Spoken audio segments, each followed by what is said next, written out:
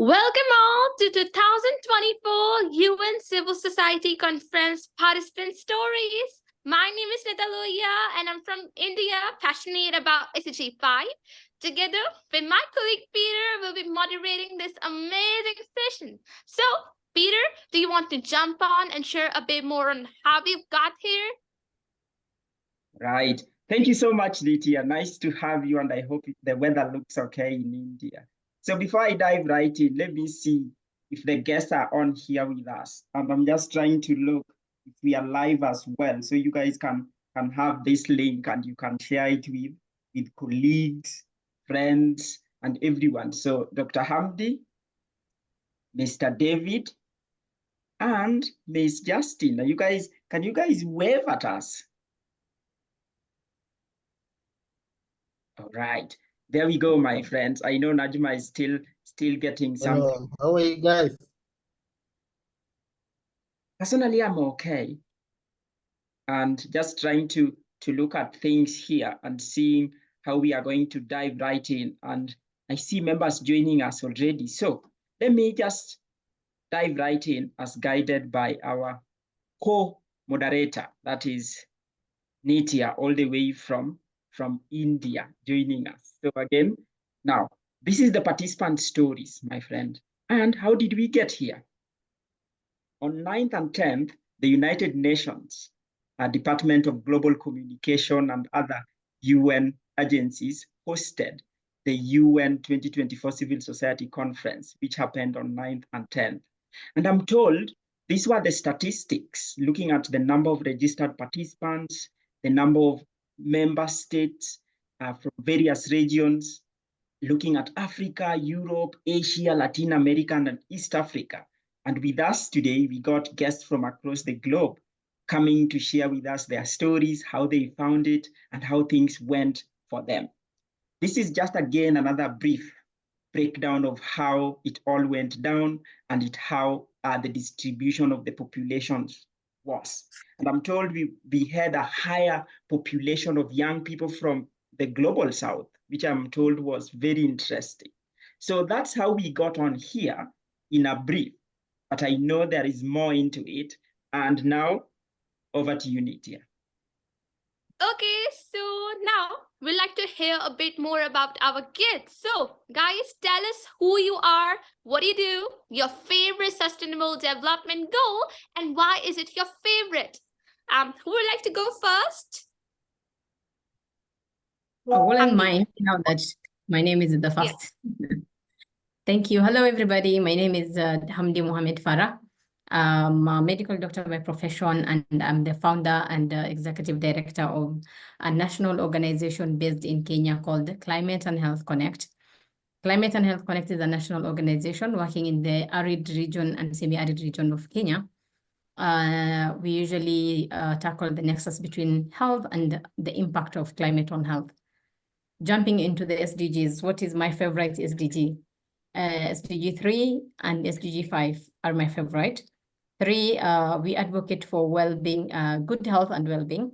And SDG 5, where we are a women-led organization and we advocate for women empowerment and women and girls empowerment. SDG 5 aligns very well with the promoting of women empowerment in our community. So yes, we educate women and girls in the community to do to actually have a resilient community where we have a community that tackles the climate impacts and both health. Thank you. Oh, that's really perfect. Thank you, Hamdi. David, you're next. Yes, I can come in. Thank you so much for having me today. And as you can see, I'm David Kondo, and I'm actually originally from Benin, but I'm joining you today from Japan. And I stay in Japan. Japan. So I'm currently based in Japan, working as a business developer and coordinating a program, fellowship program called Awaji Youth Federation. So that's why when you're talking about youth, that's the one matter that I'm very interested in. So in my daily work, we have this program called Awaji Youth Federation, where we welcome young people from all over the world. It's a fellowship. And we give them this opportunity to utilize the skills to develop, contribute to regional development here in Awaji. So our parent company is Persona. So the company bring young people, 25 every year, and then we give them the training that is needed, and then we give them the chance to develop and impact community here. But beside that, I'm also the president of the African Diaspora Japan. So, and currently we are working on policy development for proposal, for TICAT, which is bringing together Japanese youth and African youth to work together. My favorite SDG is education. I would say SDG 4, because whatever we're doing, we're providing capacity to young people, we're supporting them to develop their skill, but then at the end, it's for them to find the job that they like to do. So I think I will go for 4 and 8. So yes, that's what I can say for now. And then of course, if you have any question, I'll be happy to come in. Thank you so much for having me today. And yes, thank you. Thanks, David. Yeah. So are we having Nasma here? No. So, Peter? Yes, I can hear you, Nitya. Oh. Can you hear me? Yeah. Yeah, I'm still working on my background, but let me just take the chance to introduce myself. So, first of all, it's a pleasure being here, having this meeting again. And my name is Najma Ilma Justin. I'm currently pursuing Bachelor of Science in Nursing in Kenya at Amref International University. And I'm so passionate when it comes to SDG 3, SDG 5, and SDG 13. So currently I'm putting more emphasis on SDG 13. I've currently been participating in various activities that deals with the climate change, and it's been impactful in the society. And I believe that once we create awareness about the climate change and we have people understanding its effects in the society, it's going to be beneficial when it comes to them conserving the environment. And I'm so honored to be here. I'm looking forward to having a great meeting. Thank you. Thank you, Najma. So good of you. Okay, so Peter, take up the stage for the second question, please. All right, there we go. So we got like probably the entire world represented in this particular virtual space. So again, welcome David, welcome Dr. Hamdi, and welcome Ilma. The doctors in the house, environmentalists in the house, and the educationists in the house. So I know you guys took part at the conference. So what did you gain from this conference? Let's start with that. And then I'm just curious of what you guys gained and probably how could such conferences be made better? And we can dive more into that, but let's start. What did you gain from the conference? Let me start with David. I come to you, Dr. Hamdi, and then we finish with Ilma. Thank you very much for asking that question. We gain a lot of things. Personally, my goal was clear going to this conference. When I heard about this conference during one of the webinar I joined sometime 1 month before that conference, I had a chance to interact with Carol, Madame Carol, who was one of the co-chair, the organizer, and she told me about this conference. I said, okay, I will be there. So my goal was to get some insight for what we are doing here in Japan, which is a policy proposal we are making to improve TICAT, Tokyo International Conference on African Development, and with youth voice. So it's a youth-led policy proposal, the Japanese youth and African youth coming together to propose such a policy for the coming next 30 years. So with that, I thought it was very important for me to go to such a summit to get some insight, mainly by joining the coalition related to youth and the future generation, right? So for me, joining that, I will have a youth perspective from all over the world. But then the second goal for me was to build a network with African young leaders who are taking such great initiative in the continent to impact community. So I thought it will be great opportunity to meet those kind of people there. And it was the case, because when I went there, of course, I joined different session, like intergeneration session, the coalition about the youth, I mean, the future generation. I mean, we have all these session, which give me great insight. I could get youth thought, what they think about the future, all right? But on the other side, I could network with those young people coming from different parts of Africa, which was actually my goal. And beyond, I could also get some global youth who came to that conference. I mean, global meaning that coming from other country apart from the African continent.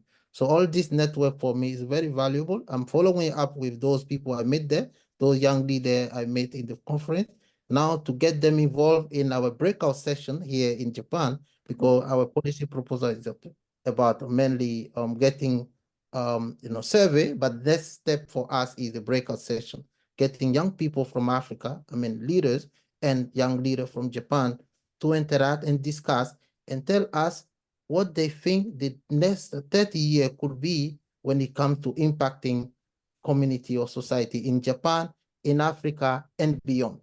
So that for me, it was great. I had a lot of contact. Yes, I really enjoyed that. And thank you. That was a great opportunity, a great platform for us coming together to discuss the future. Still sticking around with you, David. I'm still curious of what did you like? Just like 2 things you liked from this event, and probably just 2 or 3 recommendations you could give to make such conferences even much better. Then Dr. I'm coming to you shortly. So you want me to tell you thing that I want The improve things in that that you conference? liked, like 2 things you liked about the conference. Yes. And how, again, 2 things that could be improved to make the conference look much better than what it was. Thing that could make the conference better. Mm-hmm. I think, of course, there were different sessions going on. Yeah. But to me, more interactive, because even we got participants get the chance to, give their opinion. There were no much opportunity for young people to talk, all right? Because there were conversation here and there, but the session are also so short that we cannot get everyone's opinion.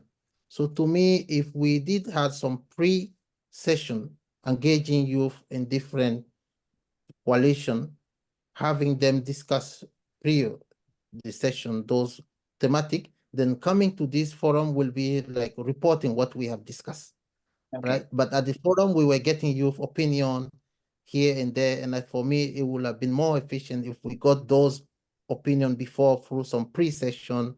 That would have been for me great. And and then at the closing session, for example, people will come from very far, and they really wanted to listen to the UN Secretary General and all this high level coming. It was also, the access was difficult for most of people who really wanted to enjoy also start indirected. And for me, it could be interesting thing to consider. Now, I don't know, you want me to give you 3? I did enjoy the conference, honestly. Yeah, so let's pause David there and bring Dr. Yeah, I will come back to you for the 3rd if I find out something. Yeah, we will come. I was really positive about it. Thank you. Good one. Cheers. Dr. You want to jump on and tell us what you gained from this conference, and probably what could be improved going into the future, and what you liked maybe out of the entire conference? So this conference actually was really good conference, and happening it in my place, actually Nairobi, made things easier for me as well. On the other hand, what I liked is networking, as my brother David said here. That was a brilliant thing. We networked, socialized with several people from the whole globe. 2 things that you mentioned, you said we have to say 2 things. 2 things that I really liked in this conference is, one of them is collaboration. There was so much collaboration. The UN agencies, the stakeholders, the national, the international organizations, local actors on the ground, all of us were in one room, in the discussion rooms, where people were literally collaborating and asking questions and getting some feedbacks. And the fact that we could interact face to face, not online, not anything, and collaborate and having a common goal at the end of that conference is one thing I actually took it very positively.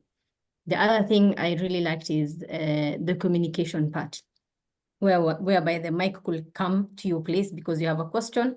And I've seen a scenario where the local actors were literally complaining and having opinions and saying their real points freely, where they say like, these funds don't reach us, this happening on the ground. And that was brilliant. Like, on people who fund in the room, the same room, this discussion room, we have the funders inside the room.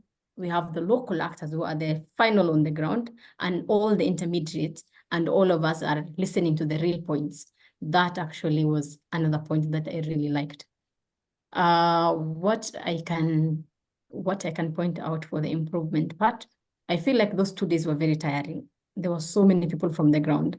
If it was like a week thing, I will really appreciate maybe, it is tiring for a week, but maybe 3-4 days, 5 days probably. It could have been better for me to learn more people, for me to like interact with a lot of people and get a lot of information, knowledge from those discussions. Because I mean, I missed some discussion rooms. I went to the ones that were very top for me. So yes, if I had more time, I feel like I will go to most of the rooms. Yeah. All right. So the collaboration part, the networking, and so many other things really stood out for everybody. Now, let's go to Najma. Najma, what are your thoughts? What did you like? How was the conference? The conference was fantastic. I really got to connect with people, but I liked the aspect of the intergenerational collaboration. I liked how they brought about the inclusivity aspect when it comes to intergenerational aspect of collaboration, because we were sort of focusing on only youth empowerment and focusing on youth issues without including other members like the elderly, etc. So I felt like the fact that we were able to talk about the intergenerational collaboration was a fantastic idea. The other thing that I liked was how well the conference was organized. You could see how things were running smoothly based on how everything was organized. You'd come to a conference immediately if it's the end of a certain let me say talk, or if you're having any conversation about a certain agenda, immediately if it's 11:30, the next agenda comes in. So I liked that order because it made things run smoothly. The other thing that I liked about, let me bring the third point. So you meant we gave out 2 points, but the other thing I liked about it was the fact that you're having Summit of the Future. So it's not only ending at the conference, not only having the 2 days conference, but you have a future discussion about what we talked about during the conference. So it was a very, very brilliant idea. So thank you so much for the Summit of the Future, and hopefully that people are going to still participate in a hybrid manner.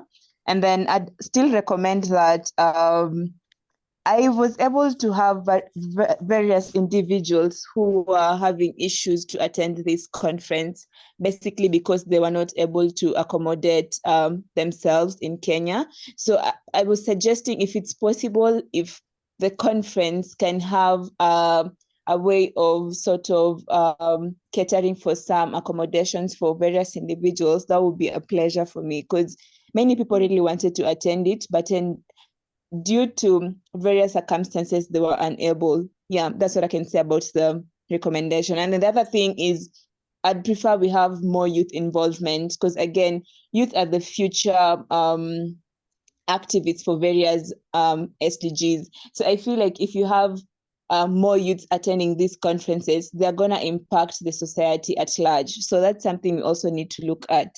Thank you.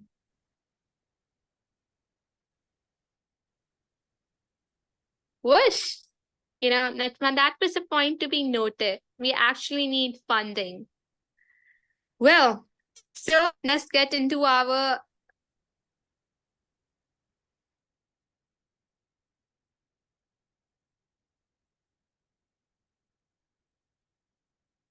I think we We must have lost Lydia there. Lydia, are you able to jump right in? Yeah. Am I audible, guys? Yes. Yes. Yeah. So can you all see me? Yeah. Now? Perfect. So Nashma, you know what I really like for funding. This actually Same. needed for basically for you. But you know, for today's youth, we actually need it because we cannot fund it as being a student. Okay, so now jumping to another question, guys.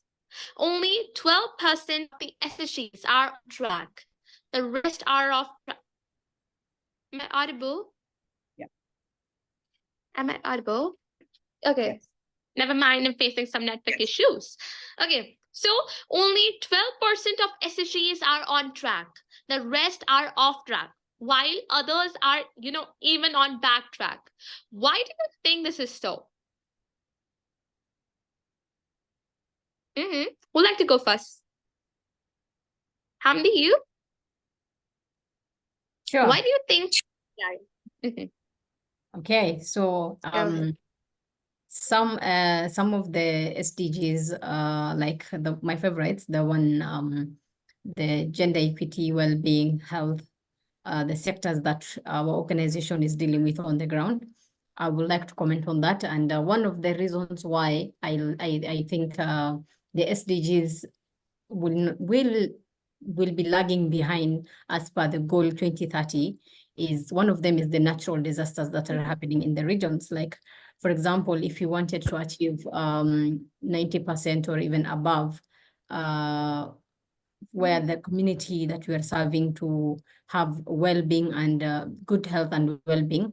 And on the other hand, the natural disasters like droughts, like floodings that are happening, disease outbreak, like the health crisis, then those are one of the things that limit the goal to be reached by 2030.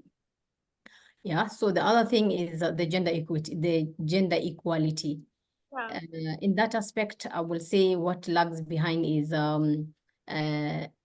women and girls not being included in several decision makings in schools, in what you call business development, big decision makings, which still makes the community to lag behind achieving such goals.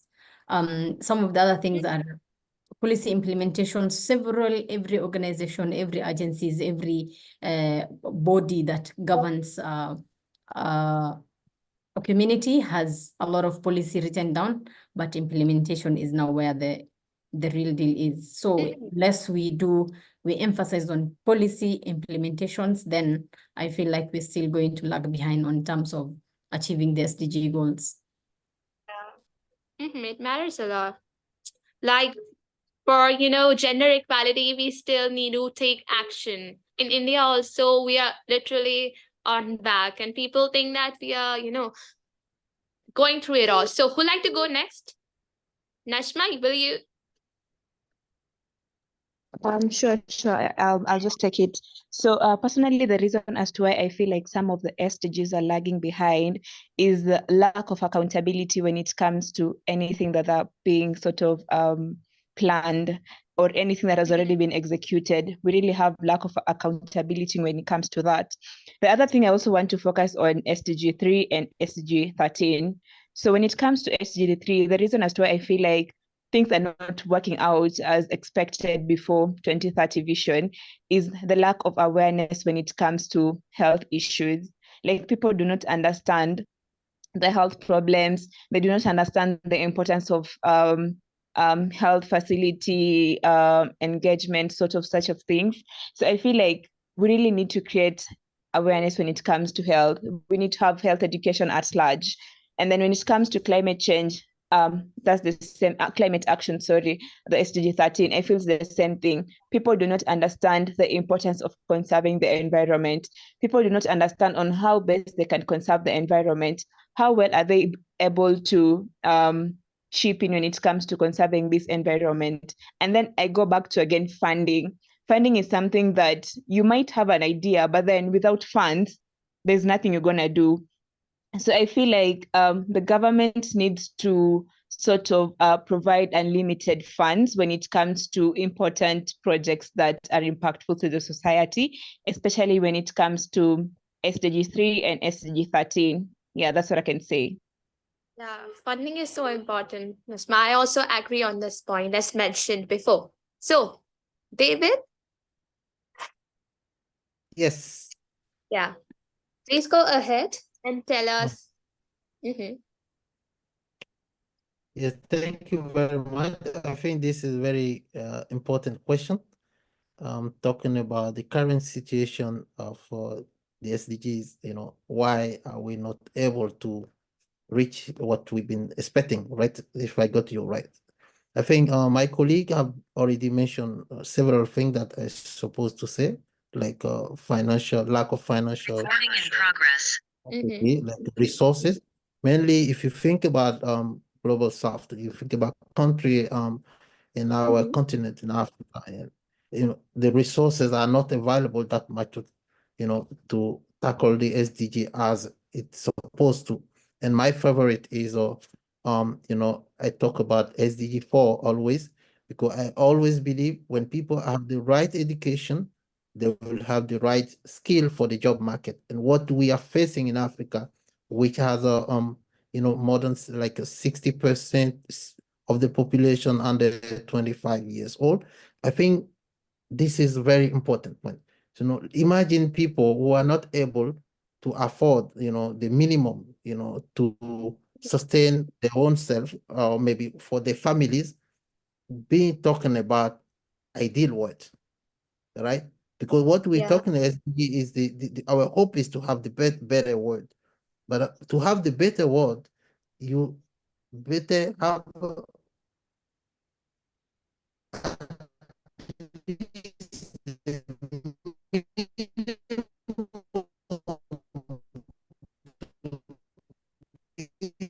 I think I'm struggling with David. Is anyone also struggling as well, Kamdi? Yeah, David, we are struggling over there, but we maybe you can try one more time.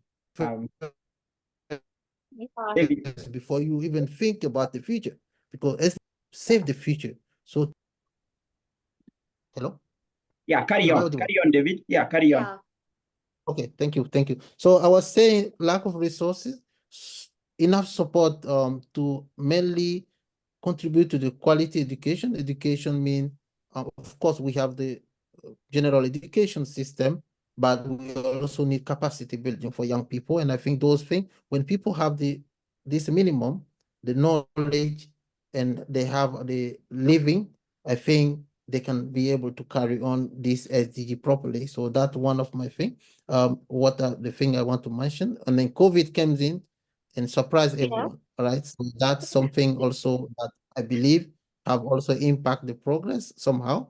And then, of course, when you talk about how do we say technology involvement today, look at how AI is surprising everyone. We cannot even sit down today and say we are guessing what will happen tomorrow or after tomorrow. So we have to be very fast and make sure that we connect with all this. Now, lastly, one thing that I think is very important and that could have contributed very much to this progress is a partnership.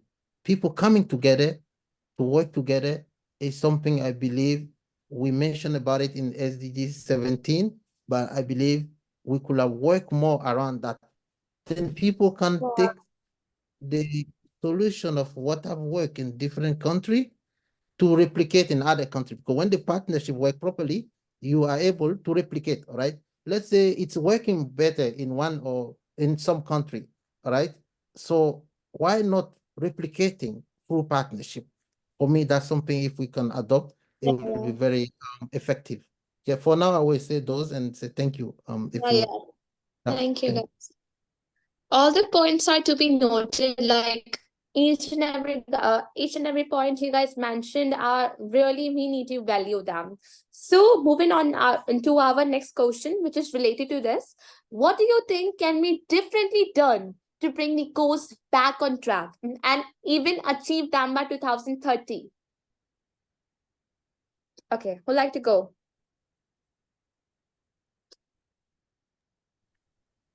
Okay. Najma? Oh, Hamdi. Yeah. Pasha, go All ahead. right. So what will be done differently, or how can we improve this, what we are doing so that we can achieve the goals by 2030, probably? So just to start with, the region we are working, the arid, semi-arid region in Kenya, mostly I don't think it's like really practiced on improving on this SDG because of the so many factors that we all mentioned.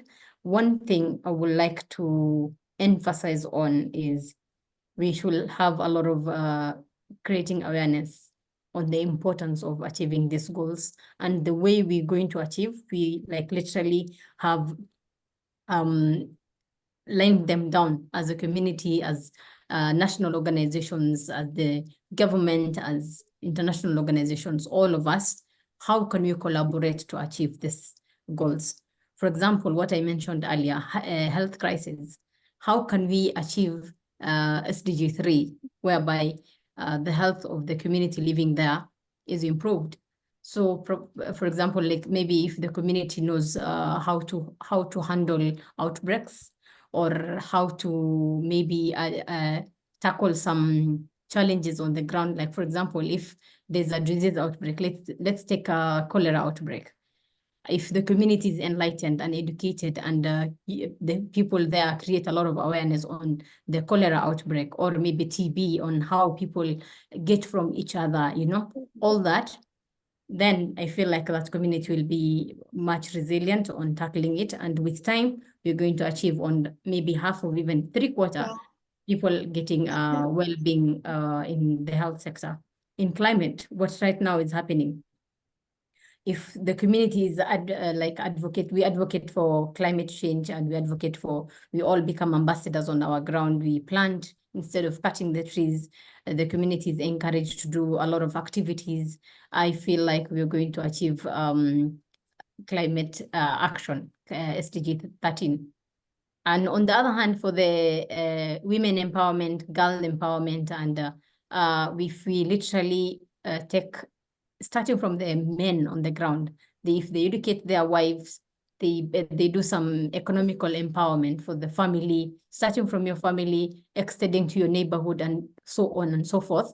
And the organizations, they do that. We empower women, we empower widows, we empower girls. Not only just empowerment and teaching them something, but also practicals and skills where they are taught on the ground, where they can stand for themselves. Economical empowerment, so that at least they have a voice. You know, where I come from, the northern part of Nairobi, northern part of Kenya, the community living there, the women don't have voices. So if they see, for example, for me talking in places, putting up barazas and seminars where myself, I'm a woman and I'm talking to them, then they're encouraged and they have a voice in the community. So like if we continue doing that, collaborate with local actors, collaborate with national organizations, international organizations, through the radios, through barazas, like I emphasize on creating awareness and advocacy. I feel like we can get somewhere. We better our SDGs. Yeah. Perfect. Loved it, Hamda. Would like to go now? David, you? Of course, I can come in, and I think what Amdi have said is true. I totally agree with you. And I think in addition to that, we'll need investment, because the resources, of course, we're doing all this, but when they don't have the minimum resource that they require to implement such ideal situation we are aiming to, is difficult. Right? And then getting those resources, we need to bring all these stakeholders together. Collaboration is very important, because you cannot have people, having the action separately and say later, let's come to make a report. I want every stakeholder to come together, like a private, government, international organizations, civil society, come together to develop a strategy that complement each other. It's not, it should be a synergy action. It's not like, oh, I have done this, I'm doing great than you. It's not a competition. It shouldn't be actually. All right. We're talking about our whole world. It concerns everyone at once. So we have to come together and make sure that we take all these challenges together, going forward. If someone is weak in something, it's the time to support them to make sure that we all come on the same level for the better world that we are talking about. Now, she mentioned about awareness, and beyond the awareness among the community, I will also say awareness to the government, that different government and institutions. They also have to know how important the SDG is for today and the future. We have to be accountable for whatever action we are taking today. And for that, again, I come back to education. People need to be educated about what is it, why we have to do that. And then individual level, I'm talking about you and me. What are we doing? Is it, we are, of course, advocacy process is very important. We are now promoting SDGs. Yes, but at individual level, we can do something. All right. So I am very passionate about the job creation for young people. I make sure every day when I wake up, I do something contributing to that. I have a program back in my country in Benin, providing IT training to young people to get job, at least online, or from getting the right skill, they can get job. I'm creating in another country, for example, another project. So social entrepreneurship to me is something we have to encourage more and more. Social entrepreneurship means young people thinking about the right problem in their community, getting the resource for that. While they are solving those problems, they are contributing to SDG at the same time. They are creating a sustainable approach, because it's not only going to donate, support, and then go back, come back with a resource again, donate, support. No, you find the problem, you bring in the resource that it takes, you make sure that you keep it running. And that for me is something we need to encourage more and more. So yeah, I mean, those are the key things I can say for now. And of course, partnership. We have to focus on that more and more, because that's something we have been lacking that's until now. important. Yeah. Thank you. Najma? Thank you, David. Yeah, go ahead. Okay, I think Hamdi and David have mentioned a lot when it comes to how best you're going to achieve the target of these SDGs by 2030. So I'll just put emphasis on creating awareness when it comes to these SDGs. We need to educate the community about the importance of these SDGs and involve them when it comes to any policy making, any advocacy. They need to be involved, not just educating them and then leave them there, not just providing for them the necessities and leave them there. Let them understand the importance of these necessities and how best they can chip in. So once you educate them, let them come to the community again and put it into action. The other thing is about funding. I mentioned earlier again, like funding is key when it comes to these SDGs. There's no way we can have projects, there's no way we can have programs, and then we have no funding. So I feel like funding is important when it comes to anything that we want to achieve. And then the other thing is about increasing access to basic resources and services to these various communities, especially for the vulnerable communities. We need to increase access, and this involves the government and any able organization like the NGOs. They need to provide resources when it comes to the vulnerable communities in the society. That's what I can say again when it comes to how best we're going to achieve the SDGs. Yeah, perfect, Najma. Thank you so much, guys. Peter, take the stage up. Okay, I take it from my members over here. Partnerships, and then the resources, and then you just need to keep it sustainable. That is, like, keep it going, rather than you just coming and getting the donation and then coming back for donation and then going.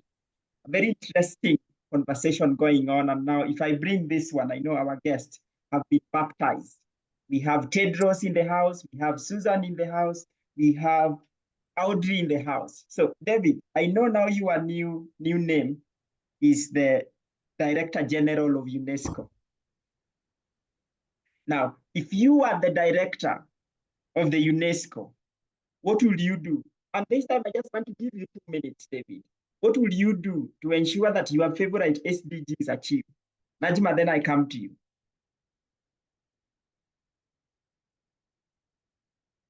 Yeah, David, go for it. Unmute, David. Yeah, you say if I'm director of UNESCO, yes, what will happen? Yes, to ensure that your favorite SDG is achieved. That's a very big role you give me. I'm very happy for this position. Thank you very much. You're most welcome. Go for it. So I think again, if you it doesn't matter the position I have, I will still stand with the same opinion, which is if I am director, for example, of UNESCO, I'll make sure that different group, that a community or different different stakeholder I work with, I make sure that the resources are available, because that's the key. If there is no resource, it's difficult, all right? And then I will make sure I go with partnership. Again, that's something I've been mentioning so far. Now, it depends on where I am, but if you take country, like let's say global stuff, like talking about sub-Saharan African country, for example, I will focus on, for example, creating job for young people. Because when people have job, it changed so many things, right? It's changed the way they think, it changed the way they act, it changed their daily life. It changed so many things. That's what people don't understand, right? So for me, if I can put, I'm director of UNESCO, I'll put more effort in creating job opportunity for young people. I will make sure they get the right education, which is part of UNESCO mission for sure, and then right education to meet the job market. Now, finally, when you're talking about how we strategize to get this done, I will talk about partnership. Stakeholders are not under competition. They should come together. And I'm repeating that because different sector, different people in this mission have to come together. So I make sure I partner with different organizations, from civil society to private sector to government, and make sure I bring everyone together with transparent approach and make this mission done. So that will be my intake for now. Thank you. Okay, you go partner and then give people resources to do what you've been partnering to do. Really good one there, David. Najma, I know you've been championing the health issues and so many other things. Now you've just been baptized to be the Minister of Health in Kenya. What will you do to ensure that these issues you bring on table, you address them? Or do you want to script your title away like David did? But tell us what you will do as the Minister of Health. May your word come true. Go for it. But I know you can. Yeah. But I personally feel like if I were in that position, I'd ensure again we have unlimited resources or other funds being distributed to various counties, especially the ones which are affected maybe by climate, the ones who are facing various health issues. I believe like if we have such kind of unlimited funds being distributed to these counties equally, it's going to be beneficial. And then I'll ensure that you're having accountability when it comes to anything that you're putting on ground. Be it any project that you're coming up, I'll wish to have accountability when it comes to it. Again, I believe when you have a follow-up aspect when it comes to any project that you put on ground, it's something very crucial, because you find out that many organizations tend to come up with projects. They have all the resources that it takes for them to be where they are, but then they don't follow up on the project that they're putting on ground. So I feel like following up on any project that you're putting on ground, be it health related, be it anything that involves the SDGs, it's good to follow up on them. And the other thing, if I were the Ministry of Health position, I'll purpose to ensure that we are having adequate health education when it comes to every individual in the community. not only the health workers, but every member has, or rather every person is obliged to know about their health and health issues. So I feel like we need to create awareness, and I would purpose to ensure we are having creation of awareness at large. I know I actually commend the work they're doing right now, but I feel like we need to put more emphasis when it comes to health education. Yeah. Okay. I hear resources, and Najma keeps telling us the funds and the financials. And then I hear follow-up where people go on the ground, they start things, and then you hear projects stalled. I don't know, money went where. And then she's touching on accountability issues. Let me give a quick shout out before I bring Dr. Hamdi into this conversation. Ellen Ferranti. Ferranti says, absolutely correct. Thank you for speaking about health issues and gender equalities. Cheers to you all. My favorite SDG 17. Shout out to you, Ellen. And then I see Michael. Good at David. I like your goal. So shout out to all of us joining us online. Remember the hashtag is hashtag 2024 UNCSC. Dr. Hamdi, I know you've been baptized to be Tedros, the World Health Organization Secretary General. What will you do? Okay, as the World WHO UN Secretary General, I will pray to be one in the future first, and take that right now the titlement. What I will do is, first I will emphasize on data collection approach. Data collection approach in a way that emphasize on the data collection and analysis, so that we can have monitoring on the progress. Why am I tackling this data analysis? The region we serve as an organization, we have limited data in that area. And having the data will just set for you if you're progressing or not. For example, cases that are happening, the health cases, mental health. Let me go specifically to the mental health. COVID came, drought came, flooding are happening right now in Kenya, and all this is affecting the livelihood of the human being living there. So let's say, for example, maybe a community loses their livestock or loses what they have been having for a day-to-day, their day-to-day activities. And in such scenarios, it will impact their mental health. So right from COVID time till today, if you go and start Googling and even search for any data in the northern part mental health, you won't find them. So if at all we had like some data that has been in the internet or even in the places where we can find the data, then we can work from there and improve the community based on our baseline, and now see, before we reach 2030, maybe 2025, where are we at as a community? Then from there, what can we improve and go upscale and like reach now at 2030, where are we based on the data we have, including the climate action, including why I'm tackling the northern part of Kenya is, that is the part that is arid, and that's the part that is affected mostly when it comes to climate. The impact that happens in that is very high, because you talk of temperatures of 40, you talk of flooding that sweeps a whole village, you see. So all that will impact the community in terms of mental health, in terms of growth, in terms of the economic of that place. So if we have data that we can progress, we can monitor our progress, then I feel like we're going to have a community that is ready for improvement in terms of the health. I will still emphasize on the education, or the health education. We educate the community via barazas, where it has been happening and the community is aware of it. But so you call for barazas, educate them on the importance of health, importance of well-being, importance of climate action, importance of gender equality, what exactly the SDGs that really I am interested with. And the last one, partnership. I really like what my brother David really said, the partnership part. So if we call for barazas, if we go and talk in the radio station, because I feel like the grassroots people, you can reach them with the radios. with internet. Everybody, most of the people right now are using internet.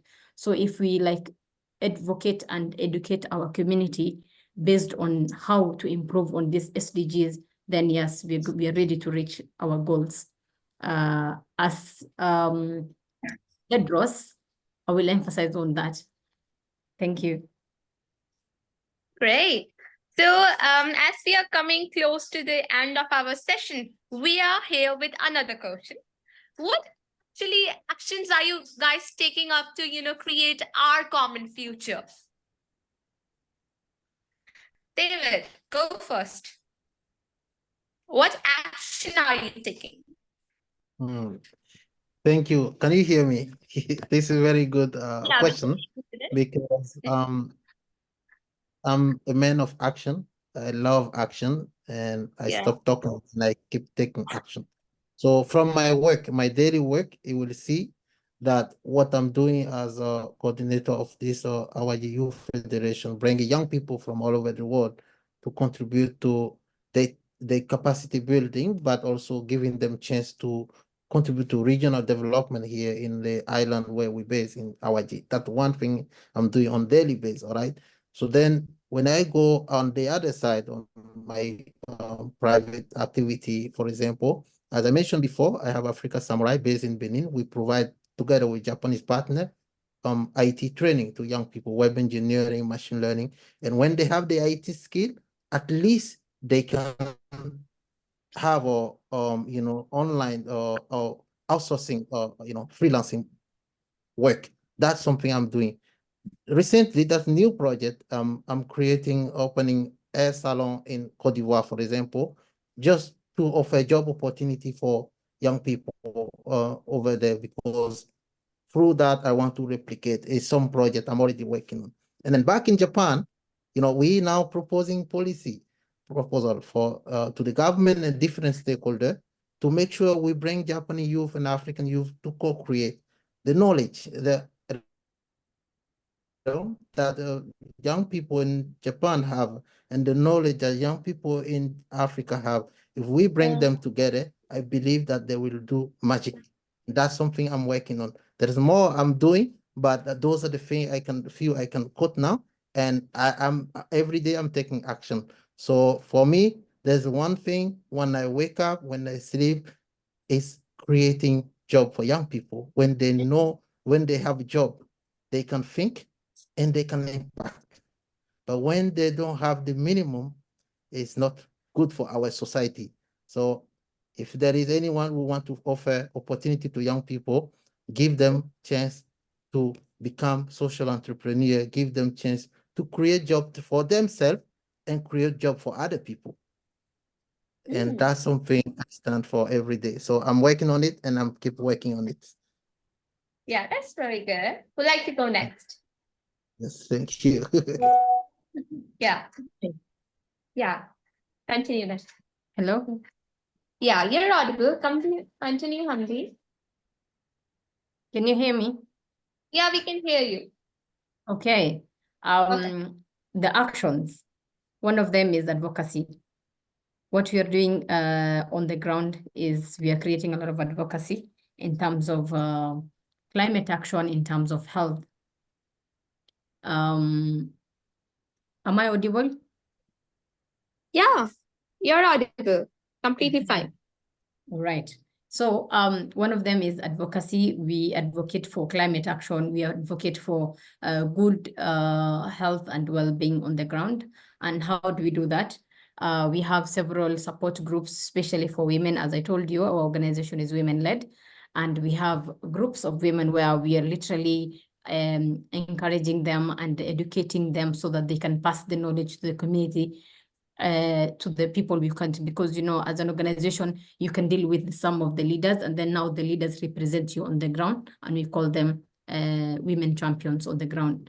On the other hand, how we are doing, how we are tackling the climate as an organization that deals with climate change and climate action, and trying to literally, not even trying, achieving, making the community we serve achieve their climate action SDG 13 is we created something called climate clubs. We collaborate with schools, especially because schools why we have young, vibrant youth who are ready to do a lot of actions on the ground. So yes, we have something called climate clubs, whereby we have some students who are taking responsibilities on the school and the area around the school. We educate them on how to plant some trees, especially the fruit trees and the bamboos and the trees that grow well in that area. Give them fertilizers, give them the seeds, they make their own seedlings. Then after a while, there's a teacher who monitors all that. After a while, those kids now go and plant and also advocate and educate their homes, where every child now goes home and educate their sister and their mother to start something like a kitchen gardening, so that they don't go to the market. And we have in the Northeastern, I'll still go and refer that. Why? Because those people have a lot of challenges when it comes to infrastructure. So the road has been cut off completely recently by flood, and that now created food shortage that has been coming from other parts to that area. So the community living there has been having some hard time getting fruits and vegetables. So now, by educating this community that are used to the livestock life, where they used to keep cattle, camels, animals, now to another level where they're supposed to start farming, then they need continuous education and continuous encouragement, where you help them literally start small kitchen gardening to help them have the fruits they need in the house. Then from there, as you now graduate and as you now educate the whole community, that is our end goal. And we started with these climate clubs. And also we have some mental health champions, where people who have been affected are now educating. We educate them, the champions. Now they go to the villages and now educate the community at large. We also have some barazas, and some educational monthly that happens in the radio. Yeah. So that's how now we reach to the grassroots. Yeah, that's perfect. Najma, please go ahead. Thank you so much, Nitya. So personally, at my ground, I'm trying to create awareness when it comes to climate action. And I've been a member of various clubs that spearhead climate conservation, and we've managed to create awareness when it comes to conserving the environment and having webinars to talk about effects of pollutants when it comes to the environment. And then we're also trying to partner with various organizations to see how best we can chip in and increase awareness when it comes to tree planting. And apart from the aspect of climate, we are also venturing on sexual reproductive health rights. And we feel like that's something that a majority of the individuals tend not to talk about it more, but it's something that we are still on ground working on it to see how best we can make sexual reproductive health talk as something that people can openly talk about, people can openly feel not offended when they talk about it, or when they're looking for assistance when it comes to sexual reproductive health issues. We're trying to create awareness when it comes to it, to see how best we're going to sort of help these individuals to reach any, how can I say it, any health facility without fear of shame or stigmatization when it comes to it. So that's what basically we are doing when it revolves around sexual reproductive health rights and climate action. Yeah, it's really great, Najma. Yeah, Abhiyab? Very neat here. Can I jump on, Nitya? Hold on a second. So, okay. Dr. Hamdi, we might do 5 more minutes because I want you guys to conclude this properly. But again, Helen did share her contact on the group, the Ellen, Dr. Ellen shared. So you guys can get hold of her. I've shared with you the details over there. So the doctors in the house, the health, the educationists, you guys connect with people. And that's probably why we are building these conversations, and we want them to go, and you guys can connect with other people across the globe. I know I'm coming to the parting shot, but I wanted to just share. I know I might be swinging by sometime to ask people to connect with you, but I know I got something here really quick. Even Dr. Ellen can swing right in to connect with you all over here. So let me just bring this up really quick to show the outside audience that they can actually reach you, they can actually connect with you, and they can actually do a lot of things with you. So if you are looking to connect with David, who is much of on educational side of things, that is his LinkedIn, drop him a message. He will be able to engage with you. He's doing a lot of stuff. So why we brought this, we just don't want to bring guests to talk.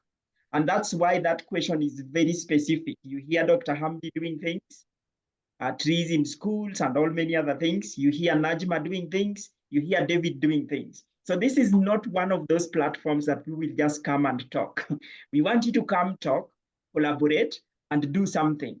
And then we will go with Dr. Najma Ilma, who said, we want to go and verify, did they do these things that they said they were doing? And are they collaborating? So we want to be accountable. We want to be transparent so that we can all mobilize actions to do the things we do in our community. So guys, connect with this amazing guest. And I'm glad you did mention data, Hamdi. I have my data. I was that, like, that was unique. So that seems to be very key, because if you don't have the data, I tell you, you can just be going out there and doing all sorts of things. So I think, Nitya, did you want to ask the last parting shot thing, or you jump on that, deal with that really quick? Okay, so the last question, right? Yes, go for it. Perfect. Your parting shot to all the civil society organizations out there. This is the question. Well, guys, who would like to go with it? David? Can you come in again? I couldn't get this question quickly. Yeah, your parting shot to all the civil society organizations out there. To all the civil society organizations, to all the civil society organizations out there, I would like us to come together. Whether we are from the diaspora, or whether we are from the private, or we are from like different sector, whatever we are doing as a civil society, my message today is to come together to fight for the same cause and to learn how we can replicate the best practices from each different part or different work we are doing. So that will be my message for everyone. And of course, anything related to entrepreneurship, education, if you're willing to collaborate, I'm very positive. I'm very well in this area, and I'm very happy to work with anyone interested in that. So thank you. Perfect. So, Dr. Hamdi? Okay, my parting shot will be continue collaboration, as David has said. Let's have a unity in purpose, like we unite and then let's have an impact on the community we are working for, and be passionate about it, and let's like literally have continue collaborations. Yes, thank you. Okay. Thank you. Thank you. Yeah, perfect. So, Nasma? I'll just adjust to. Can you hear me? Okay. Yeah, we can hear you. Yeah. I was actually saying I just adjust to continue advocating for the values that we hold dear, especially when it comes to human rights, social justice, and anything that deals with environmental sustainability. Let us try and leverage the diverse perspectives that we have, so that we can create solution when it comes to these SDGs that you're trying to focus. Let us ensure that you're having equity when it comes to anything that you're bringing on ground, so that we can ensure they're becoming effective. And then I just want to express my gratitude to them for their commitment and their tireless work. That's really amazing. Fabulous, guys. All right. So I dive right in. Yeah, I dive right in. And Nitya, you've done a really good job. If you know, let me just put this out there, that this was intergenerational. Did you know that Nitya is just 12 years old over there? And she's doing a lot of stuff. So you can see if we can mentor, coach, guide these upcoming young leaders. I'm telling you, next time we'll just be sleeping and trusting likes of Nitya to just dive in and do this session. So as we come home to this one, thank you, Nitya. Thank you, David. Dr. Hamdi, thank you. Ilma, Justin, thank you. And Zainab has also been there listening behind the scene, chewing wisdom like I don't know what, but I'm sure she might have grabbed something. But now look, as we conclude this, my friends, I think this is a start of something great. Looking at the impact coalitions that are now being formed, people are joining this impact coalition to stress what David just said, the partnership and collaborations, and not duplicating things that are not working. How about hosting these things every single month, bring people together like now I see, David, why not connect you to all people working on SDG 4? And you just organize forums and you talk about people on SDG 4. So when we hear a conversation coming on SDG 4, David is over there. When we hear on climate and health, Hamdi and Ilma, you come on. Personally, if I fail to say what I'm passionate about, SDG 1, no poverty, and peace, justice, and strong institutions. So you bring me that, then we organize those, and then we build this one going along. And then when somebody is having some project coming along, we gang up, we support each other, we share our connections, and then we just build together. So I know with the conference, we were stressing the We Commit challenge, and people were doing some commitments and a lot of things, which involved something like this one. So I know now we are getting into a stage where like we are saying act now campaign, where now people are taking actions to help achieve our common future. And I know a challenge is coming along. We will share that soon with you guys. So you guys can jump to the challenge. And the bigger aim here is to get people to collaborate, to share their best practices, share their good thoughts, and connect with each other. For me, I think now we have a group and we can continue engaging more. And for those of us watching online, there is a website over here. You guys can go check more about this Act Now campaign, see what is there, see what you can do, see how you can contribute to our common future. So with me, I have to say thank you all for creating time to join us and to start this new episode of Collaborating Online. And because David is much of online, so I think, David, we want to keep this one going and bringing people virtually to engage more as people look forward to the Summit of the Future and even beyond. So from me, I say thank you, and I look forward to engaging more with you. Thank you all. Thank you, guys. Thank you. Thank you for the great moderation.